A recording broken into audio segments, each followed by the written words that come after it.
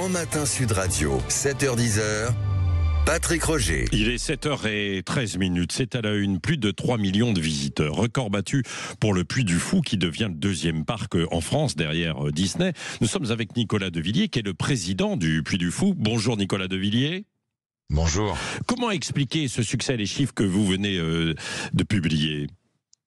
Écoutez, je crois que d'abord le Puy du Fou, c'est le parc de toutes les familles, de tous ceux qui veulent aussi venir entre amis, vivre des émotions qu'on peut partager avec toutes les générations. Et je crois que c'est la grande force de nos spectacles, c'est que finalement, vous pouvez venir avec vos enfants, vos parents, vos grands-parents. Et ce sont des retrouvailles qui, à chaque fois, opèrent en quelque sorte avec ces émotions qui passent et qui sont pérennes. Et je crois que la force du Puy du Fou, elle est là. C'est un parc en pleine nature. Et puis, c'est un parc qui nous reconnecte aussi à un imaginaire collectif, celui du légendaire français qu'on a tous en tête et qui, vous le savez, inspire tous nos spectacles. Oui, c'est ça. On y vient pour le divertissement, pour l'histoire. Pourquoi ? Quel est le principal motif d'attraction et de visite au Puy du Fou, Nicolas Devilliers ?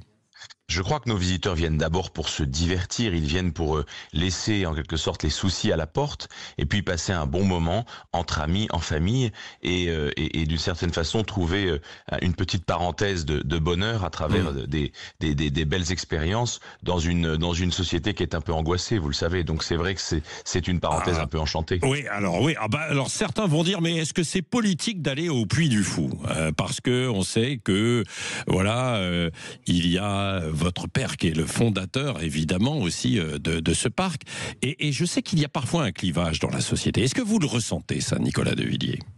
Très honnêtement, absolument pas, parce que nous avons parmi nos visiteurs toute la France. Nous voyons que c'est vraiment toute la France qui vient, toutes les régions de France, et puis tous les milieux sociaux. Et la force du Puy du Fou, c'est que c'est le parc le moins cher d'Europe, et donc nous permettons à des gens qui ont peu de moyens de venir passer aussi 2 ou 3 jours en famille dans ce lieu. Donc tout ça dépasse très largement toute forme de clivage ou d'a priori parfois un peu caricaturaux, qui sont des a priori journalistiques. Vous savez, ce ne sont pas les a priori de la société française. Non, mais c'est vrai, mais c'est traversé un peu dans la société et relayé par certains médias, bien sûr, Nicolas Devilliers, il faut dire les choses. Bon, assez peu, enfin, vous savez, par peut-être certains médias, parce que vous êtes vous-même journaliste, vous regardez les médias qui sont parfois assez confidentiels, mais vous savez, le grand public, je crois qu'il s'en fiche un peu et que finalement, il vient au Puy du Fou avec beaucoup de joie et sans a priori. Oui. Bon, vous annoncez le lancement d'une tournée en France l'année prochaine, l'année prochaine ou dans 2 ans, novembre 2027, je crois, c'est ça. C'est ça. Ça consistera en quoi alors ? Un spectacle du Puy du Fou, c'est ça, qui sera en tournée ?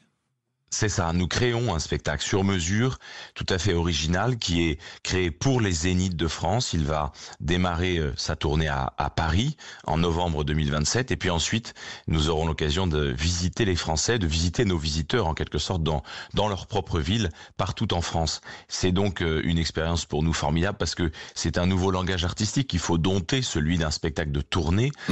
Et nous avons, nous sommes lancés ce défi avec pour objectif de sortir en fait de nos frontières naturelles et d'aller à la rencontre des Français. Oui. Alors, quand on annonce record de fréquentation, de visite, on se dit je vais y aller.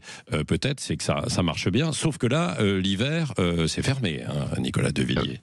Absolument, nous fermons le 11 novembre prochain, donc vous avez encore quelques jours pour venir, mais ensuite nous ouvrons début avril 2026, et puis nous aurons la joie en 2026 d'ouvrir plus longtemps, puisque en décembre 2026, donc dans un tout petit peu plus d'1 an, nous ouvrirons pour Noël, et donc ça sera pour nos visiteurs l'occasion de découvrir le Puy du Fou sous les couleurs de Noël, avec un spectacle de Noël dédié. Ah oui, parce que évidemment l'autre grand parc qui est en France, Disney, pour ne pas le citer, même s'il y a Astérix, il y en a beaucoup d'autres aussi, en règle générale, ils essaient d'être ouverts pendant l'hiver. Vous, c'est plus compliqué parce que vos spectacles sont en pleine nature ?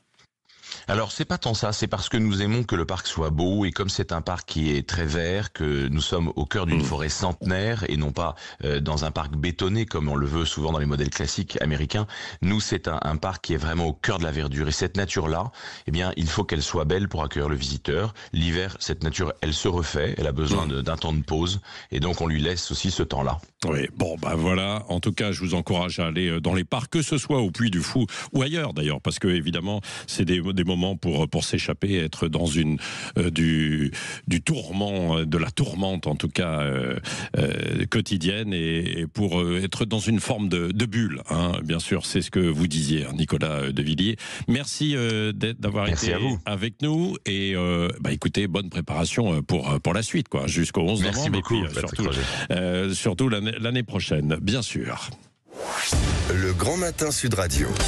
Vous écoutez Sud Radio, il est 7h18, les grands titres de l'actualité, le budget, les débats sur la partie recettes se poursuivent jusqu'à demain dans l'hémicycle. Le nouveau scandale pour le géant chinois du e-commerce Chine, des poupées à caractère pédocriminel ont été mises en vente sur son site internet. Et puis les sports, le football, la Ligue 1, match nul pour clore la dernière journée, la 11e, entre Brest et Lyon 0-0.